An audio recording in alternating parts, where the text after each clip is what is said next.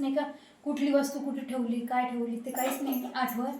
त्यामुळे नाही किचन आवरल्यानंतर आपल्याला समजतं की हे वस्तू आपण इथं ठेवली होती. तर त्याच्यासाठी आपण किचन वगैरे आवरायचं सर्व. तर बघा आईचं पण चालू इकडं साफ. ते तुमचं स्वागत आहे. तर नाही का आज नाही का व्हिडिओ नाही का खास तुमच्यासाठी घेऊन आलेले. पण नाही का आजचा व्हिडिओ कशावर आहे काय आहे तर नाही का सर्व स्त्रियांना प्रश्नच पडतो की किचनमध्ये किती पसारा वगैरे झालेला आहे. इकडं आई पण आहे बसलेल्या. नमस्कार आहे. आणि आमचा डुगू नाही का इकडे झोपलेला आहे. हो, तर डुगू आमचा पाण्यामध्ये झोपलेला आहे त्यामुळे आम्ही काही दाखवत नाही, झोपलेला आहे तो. तर नाही काय किचन साफ करायचं ना आपलं. हो, लगेच झालं केलंच तर. हां, तर खूप दिवस झाले आमचं किचन एवढं घाण झालेलं आहे. तर भरपूर जणांच्या कमेंट होत्या मला की राधिका नाही का तू नाही का स्वच्छ भांडी आण, विकत आण आणि भांडी आणल्यानंतर नाही का तू किचन वगैरे साफ कर. तर आज आम्हाला नाही का काय करायचं आहे, किचन साफ करायचं आहे. तर तशात आता तुम्ही म्हणसाल की राधिका ती गोष्ट दाखवायची असते का. पण कसं एक कुटुंबामध्ये आता राधिका नावानं नाही का मी राधिका रेसिपी चॅनल चालू केलेलं आहे. तर किचनमधलं सर्वच दाखवायला पाहिजे. तर कारण कसं आहे नुसतं आपण नाही का रेसिपीज दाखवलं तर होत नाही. तर आपण कशा प्रकारे कुटुंबामध्ये किचन वगैरे साफ करतो काय तर सर्व नाही का आज दाखवणार आहे व्हिडिओमध्ये. तर नाही का आजचा व्हिडिओ तुम्ही कंटिन्यू बघा. तर असेच तुम्हाला ब्लॉग पाहायला मिळतील. आणि बरेच जणांच्या कमेंट पण मला छान येत आहे की राधिका तू अशीच व्हिडिओ बनवत जा रेसिपीचे. आता उन्हाळा आलेला आहे, ज्यूस वगैरे बनवायचे वेगवेगळे. आणि त्यासाठी नाही का मी भांडं वगैरे आणलेले ते तुम्हाला दाखवणार आहे. किचन साफ करायचं तर काय करायचं तर नाही का बरं हे घेतलेलं आहे मी पाणी आणि त्याच्यामध्ये लिक्विड वगैरे टाकलेलं आहे आणि पूर्ण स्वच्छ पाण्याने धुवून घेतलेलं आहे. आई पण मला मदत करू लागतात. आई पण आहे इकडं. याला घाण झाले पुसून लागतात. हो, तर बघा असं चालू आहे. आणि तुम्ही म्हणसान की आता उन्हाळा लागलेला आहे तर बघा मी नाही का ज्यूसचं भांडं आणलेलं आहे. तर नाही का ते होतं मला अंधण आलेलं होतं पण ते गावीकडे होतं त्यामुळं काही दिसलं नाही माझ्या व्हिडिओमध्ये. तर बघा असं लावून घ्यायचं त्याला व्यवस्थित.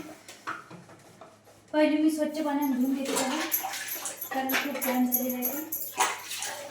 आणि आमचं कसं आहे गावाकडेच अर्धा जास्त पसारा ठेवलेला आहे. तर काय करण्याचं टेन्शनच पडतं ना. त्यामुळे नाही का जे आता जे आणायचे तेच वस्तू आणलेल्या आहे मी. आणि बघा आता बरेच जण म्हणत होते की राधिका तू नाही का किचनच्या खाली नाही का ते गॅसवटा आहे त्याच्यामध्ये तू किराणा वगैरे ठेवत नको जात जाऊ. कारण कसं आम्ही नाही का जास्त वस्तू वगैरे आणलेल्या नव्हत्या. तर त्यामुळं बघा आम्ही नाही का हेच ठेवलेलं आहे वस्तू इकडं तिकडं. तर गाडी वगैरे ठेवलेलं आहे तिकडं. तर आज मी पूर्ण पसारा वगैरे आणलेला आहे. पसारा नाही का हे ठेवणार आहे आवरून. बघा आता उन्हाळ्यामध्ये मिरच्या वगैरे आणतात त्यातही वाळू बिळू घालून याची चटणी. सर्व स्त्रियांना माहीतच असते की उन्हाळ्यामध्ये काय काय करावं लागते. तर हे मागच्या वेळेला मी आणली होती चाळणी, बरंच आणलं होतं. तर आता मी पूर्ण आवरून घेणार आहे.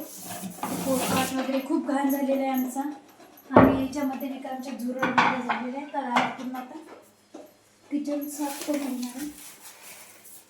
तर कसं आठवण नाही राहत की म्हणजे किचन साफ केल्यावर नंतरच नाही का कुठली वस्तू कुठे ठेवली काय ठेवली ते काहीच नाही आठवत. त्यामुळे नाही का किचन आवरल्यानंतर आपल्याला समजतं की हे वस्तू आपण इथं ठेवली होती. तर त्याच्यासाठी आपण किचन वगैरे आवरायचं सर्व. तर बघा आईचं पण चालू इकडं साफ करायचं किचन वगैरे. तर आईने का काय करताय मिक्सरचं भांडं खूप घाण झालं होतं आमचं आणि त्याच्यामध्ये लिक्विड वगैरे टाकलेले पाण्यामध्ये आणि त्यांनी स्वच्छ करणं चालू आहे. तर बघा किती पसारा झालेला आहे आमच्या इथं. तर आता हे डबे वगैरे पूर्ण फेकून देणार आहे मी कारण वस्तू चांगला नसते एवढं पसारा वगैरे ठेवणं. तर बघा आता इथं हे वस्तू ठेवायची असतात का राधिका तुम्ही बरेच जणांचे कमेंट होते मला की राधिका हे कांडणे वगैरे तू खाली ठेवत जा. तर आता मी तर बघा आमचा गॅस किती स्वच्छ आहे कारण आम्ही वरच्यावर पुसत असतो गॅस वगैरे. गॅसच स्वच्छ आहे, बाकीचं भांडे वगैरे. तर बघा इकडचं आहे आवरायचं आहे. बराच पसारा आहे आमच्या इथं.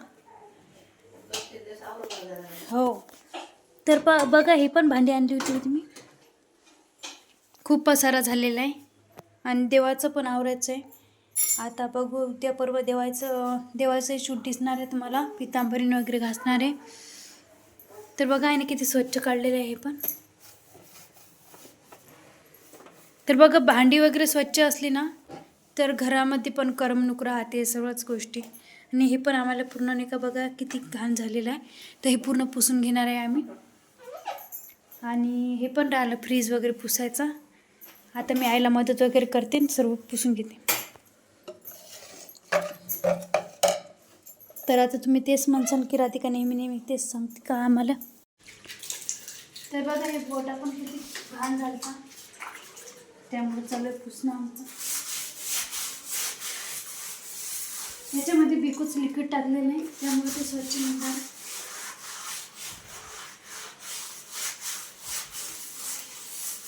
आता बघू आता वर तर काही हात नाही पुरते एवढं माझा. गॅसवर करावं लागणार आहे. गॅसवर ठेवा.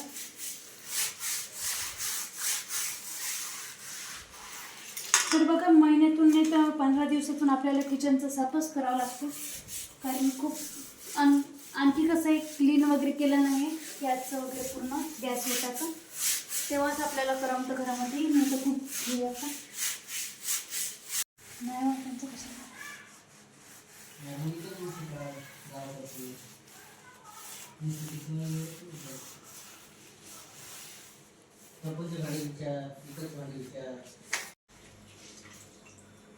तर बघा असं चालू आहे साफसफाई आमची. सुरुवातीवर साफसफाई केलं तर भारी नाही असतं जास्त. बघा आता किचन वगैरे साफ केलेलं आहे. खूप दमलेले आहे आणि सर्व स्त्रियांना माहीतच असते की किचन साफ केलं तर किती परेशानी होते.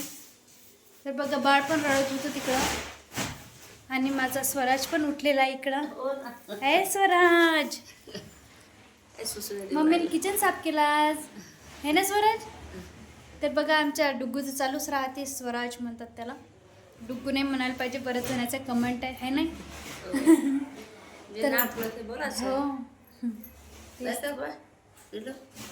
तर बघा असं साफ केलेलं आहे पूर्ण किचन वगैरे. तुम्हाला दाखवते मी बॅक कॅमेरा करून. आणि यांचं पण चालू आहे इकडं मला मदत करू लागणं कारण मला गव्हाचे कट्टे वगैरे उचलत नाही. दाखवते तुम्हाला बॅक कॅमेरा. तर बघा तुम्हाला असेच व्हिडिओ पाहायला मिळतील नवनवीन. आणि किचनचं आज मेकअप दाखवलेलं आहे पूर्ण. तर तुम्ही म्हणसाल तरी पण किचन काही एवढं साफ नव्हती केली तू तर खूप छान केलेलं आहे. तर असेच व्हिडिओ तुम्हाला पाहायला मिळतील. भेटूया पुढच्या ब्लॉगमध्ये.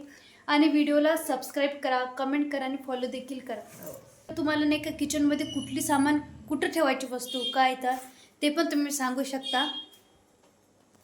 तर भेटूया पुढच्या ब्लॉगमध्ये. तोपर्यंत बाय बाय.